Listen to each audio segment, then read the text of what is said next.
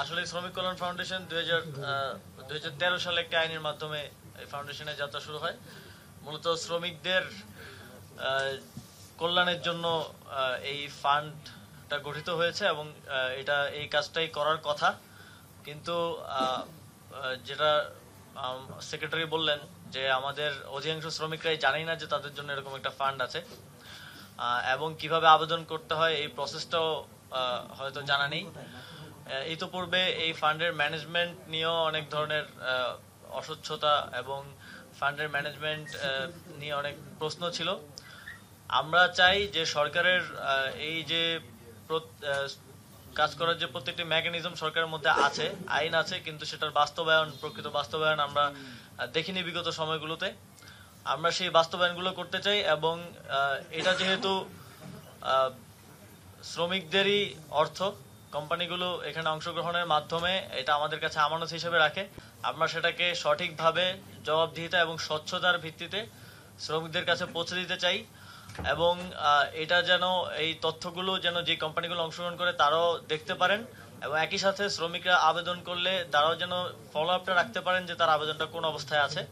সেজন্য এটাকে আমরা সম্পূর্ণ ডিজিটালাইজ করার পরিকল্পনা নিয়েছি।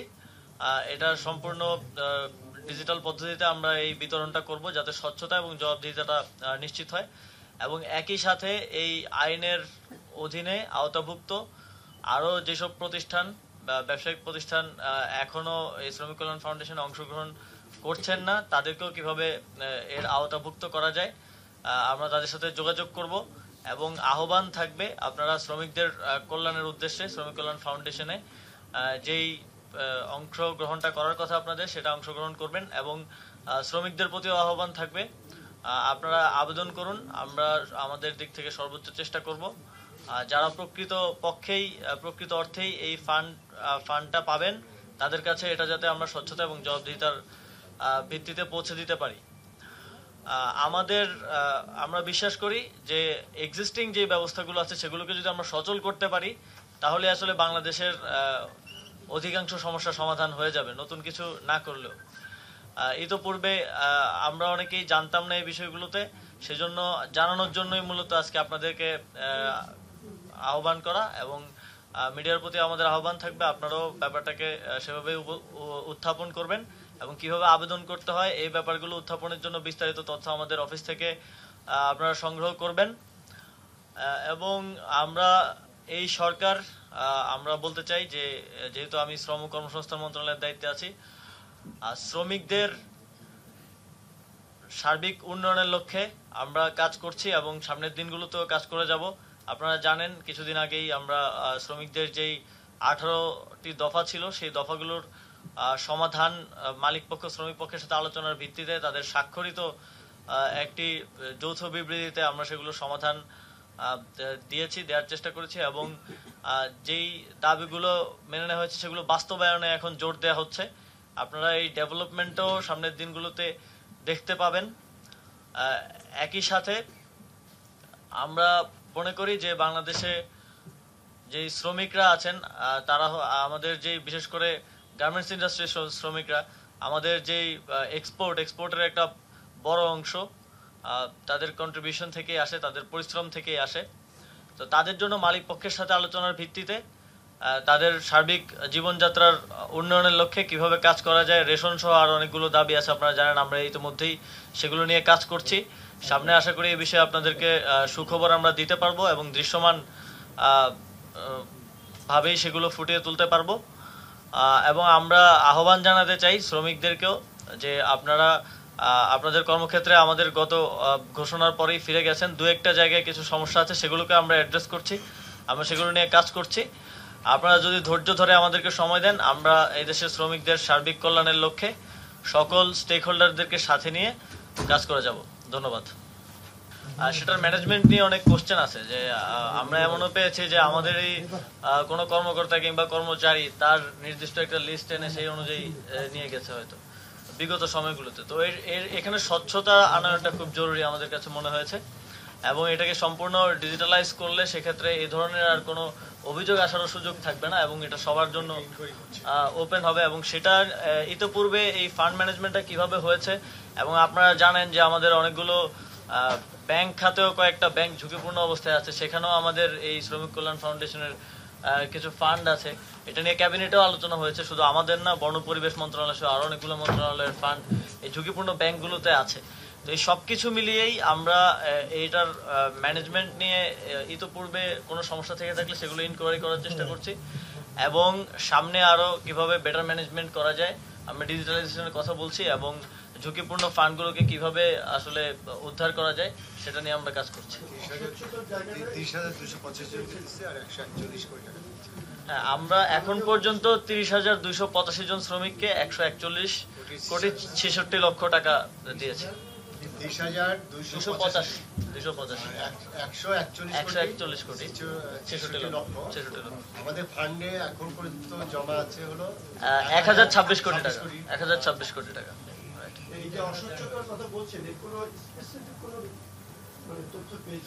সেটা নিয়ে আমরা ইনকোয়ারি করছি, ইনকোয়ারি করে আমরা সেটা জানাবো। না, 24 তারিখের পরে শ্রমিক অসন্তোষ যথেষ্ট কমে গিয়েছে আমাদের ঘোষণার পরে এবং যে শ্রমিক নেতৃবৃন্দ এখানে ছিলেন ওনারা স্বাক্ষর করেছেন সেই যৌথ বিবৃতিতে। ওনারা চেষ্টা করছেন শ্রমিকদেরকে বোঝানোর, কিন্তু কিছু জায়গায় আমি অযৌক্তিকই বলবো, কিছু জায়গায় শ্রম আইনের বহির্ভূত কিছু দাবি আছে আর সেগুলো তো আমরা অ্যাকোমোডেট করতে পারবো না, কারণ সেখানে একটা আইন আছে। এছাড়াও এবং এটা নিয়েও আমাদের আলোচনা চলছে, আজকেও শ্রমিক নেতাদের সাথে মিটিং আছে এবং এর বাইরেও কিছু জায়গায় ক্রিমিনাল অফেন্সের খবর আমরা পাচ্ছি এবং সেক্ষেত্রে আমরা আগেই বলে দিয়েছিলাম যে এক্ষেত্রে যারা আইন ভঙ্গ করবে তাদেরকে তো অবশ্যই আইনানুগ ব্যবস্থা তাদের বিরুদ্ধে নিতে হবে। স্বরাষ্ট্র মন্ত্রণালয় সেটা নিবে এবং আজকেও কিছু জায়গায় ক্রিমিনাল অফেন্সের সাথে যারা যুক্ত ছিল তাদেরকে অ্যারেস্ট করা হয়েছে। শ্রমিকদের ন্যায্য দাবিগুলোকে আমরা অ্যাড্রেস করেছি এবং সেগুলো নিয়ে আমরা কাজ করছি। আপনারা শুনেছেন 1 তারিখ থেকে টিসিবির কার্যক্রম আমরা শ্রম ঘন অঞ্চলে শুরু করব এবং সেটাকে 40 লক্ষ শ্রমিককে টার্গেট করা পর্যন্ত এটা হচ্ছে আমাদের লক্ষ্য। একটা বিষয় হলো যে 24 তারিখে মালিক পক্ষ ছিলেন, কিন্তু শ্রমিকদের মূল দাবি এবং অভিযোগ সেটা হলো যে বকেয়া বেতন না দেওয়ার কারণে আমি পোস্ট দিয়েছিলাম মূলত লাল ফিতার দূরত্বে আটকে যাচ্ছি। তো লাল ফিতার দূরত্ব তো আমরা ছাত্র জীবনে পড়াশোনা করে এসেছি।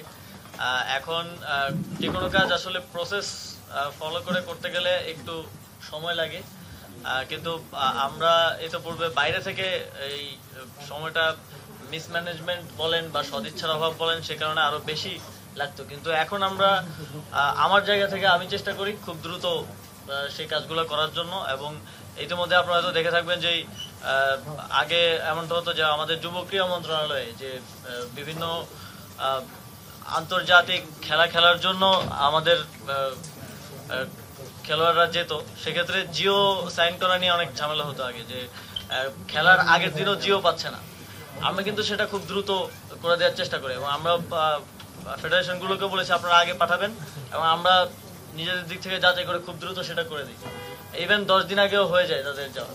তো সেক্ষেত্রে প্রত্যেকটা জায়গাতেই আমরা এই জটিলতাগুলো কমিয়ে আনার চেষ্টা করছি এবং এই যে লাল ফিতার দৌরাত্মের কারণে জনগণের সাথে যে দূরত্বটা সৃষ্টি হয়েছে সেটা কমিয়ে আনাটাই আমাদের লক্ষ্য এবং আমরা ওই জনগণের কাতারে থেকে আসলে কাজ করতে চাই এবং একই সাথে যেই আমলাদেরকে নিয়েও যেই এরকম একটা ব্যাপার আছে যে তাদের সাথেও জনগণের দূরত্ব সেটা কমিয়ে আনার জন্য আমরা কাজ করব। অলরেডি জনপ্রশাসন সংস্কার কমিশন হয়েছে, তারাও এটা আরো কিভাবে পলিসিগত জায়গা থেকে রিডিউস করা যায় সেটা নিয়ে কাজ করব।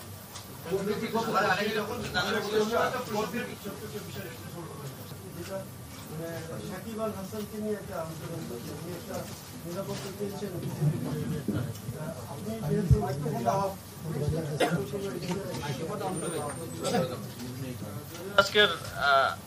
আজকের বিষয় না এটা, তারপর আমি একটু বলি।